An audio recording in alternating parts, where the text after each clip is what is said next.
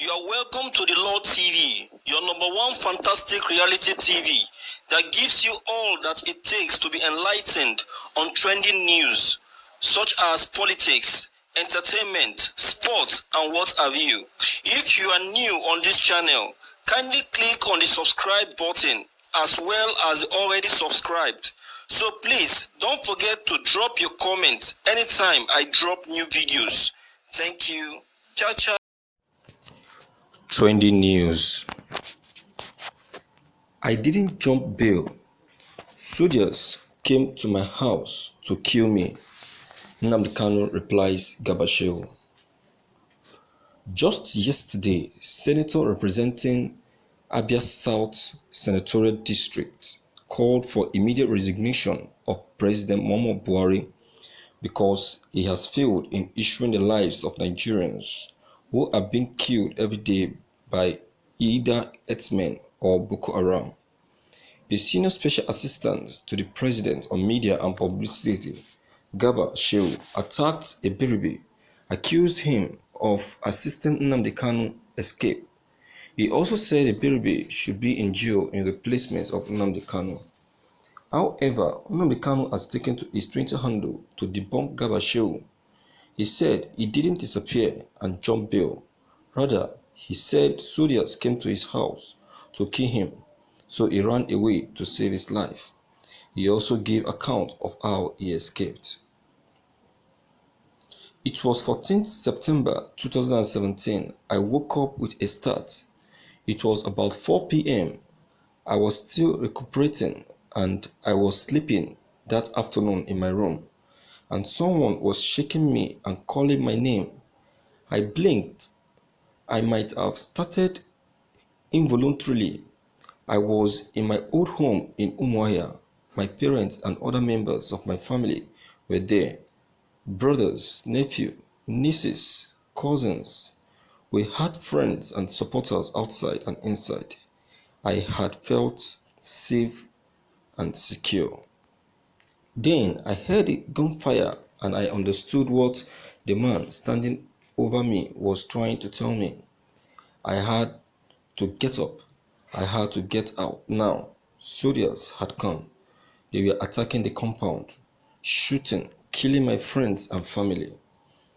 But I refused to go. I suppose for a minute or so I refused to believe what they were telling me. What the soldiers had come to kill me. I would be shot in the head, dumped among my dead companions in a shallow grave on the side of some roads. They would say I had resisted arrest, that we had opened fire on the soldiers, that we were to blame, but we had no guns in the house. We only had our voices, and my men had been telling the soldiers they had no right to enter.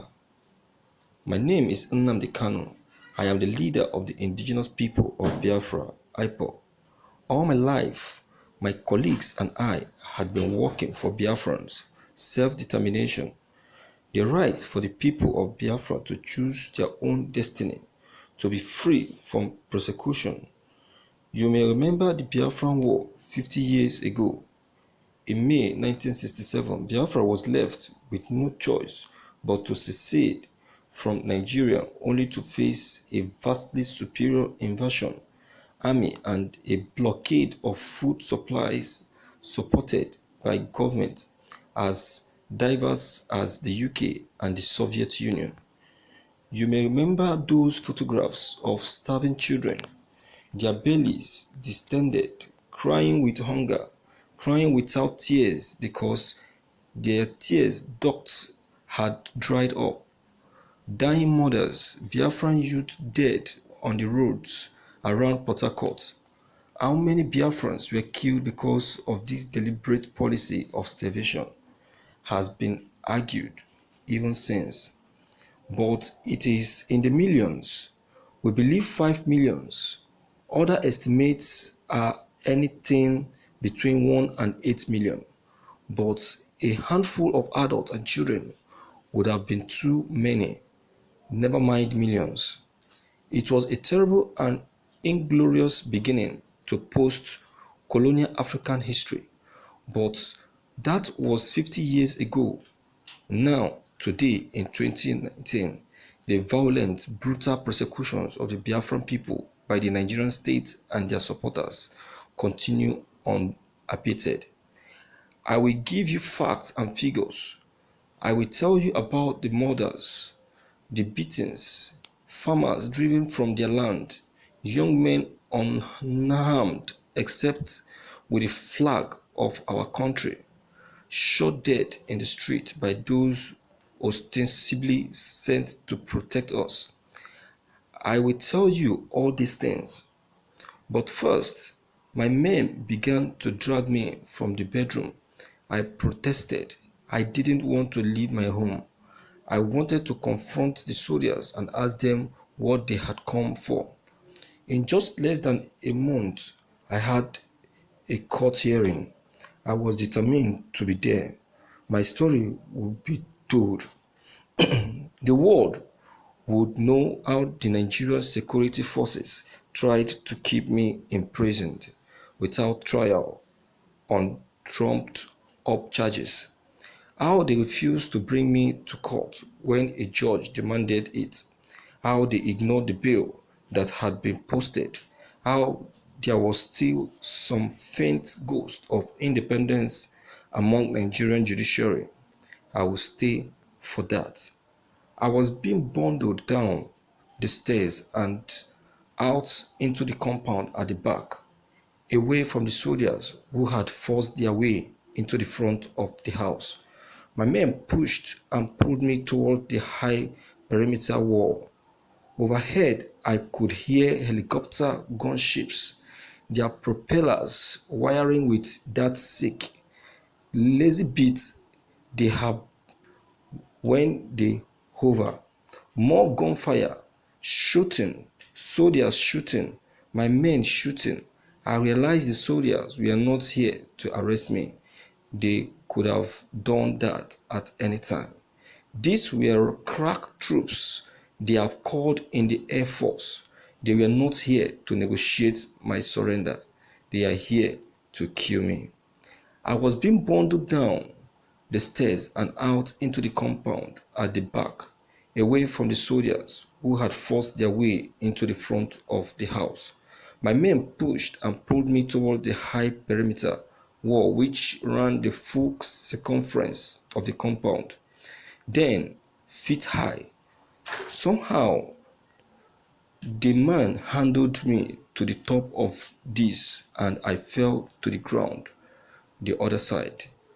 A sharp pain literally took my breath away. My limbs flailed. My mouth opened, but I couldn't take in air. I had fallen on my left rib cage. I gasped, convinced that I had punctured my lung in the fall. I heard footsteps and people talking, more gunfire, and always the sound of helicopter blades ripping up the air above me. Then I blanked out. Soldiers came to kill me. I had been shot in the head and dumped in a shallow grave with my dead companions. At the heat of the war in 1969, 12,000 people a day starved to death in Biafra. More than 50 years later, and the violent persecution of the Biafran people by the Nigerian state continue unabated. Nnamdi Kanu on the battle for self-determination. Thank you for listening to this news. Viewers, as you've heard from the leader of the indigenous people of Biafra, IPO, Nnamdi Kanu, you've heard from him. He has said it all. I don't think there is any other thing or story that is attached to what he has just said right now. What he has just said is what he keeps saying to Nigerians, how his home was attacked. I see no reason why Nigerians will keep suspecting that Mazi Nnamdi Kanu eloped. No, this is the reason why he eloped. This is why reason why he disappeared. He disappeared not because he's actually running away from trial. No, these people, they didn't actually come to arrest him. They came for a mission to kill him. So I think the first thing he should do is to dodge his head. Is to dodge his head, of which he has done. Of which he has just done. So I don't think Nigerians, I don't know. So Gaba Shehu saying that Nnamdi Kanu has escaped because he's trying to dodge his trial. No, he has not done that. If he's running away from trial, then he wouldn't have said that if his safety can be guaranteed, that he's coming back to Nigeria. So what are we talking about? So I think this young man has actually been facing it for a very long time, and I think it's hard time that Nigerians come for his aid and put hands together and see that Nnamdi Kanu is free from this mess. So please, what's your own comment concerning this news? Please don't forget to leave your comment behind. Click on the subscription buttons as well as the bell buttons to receive more updates. Thank you.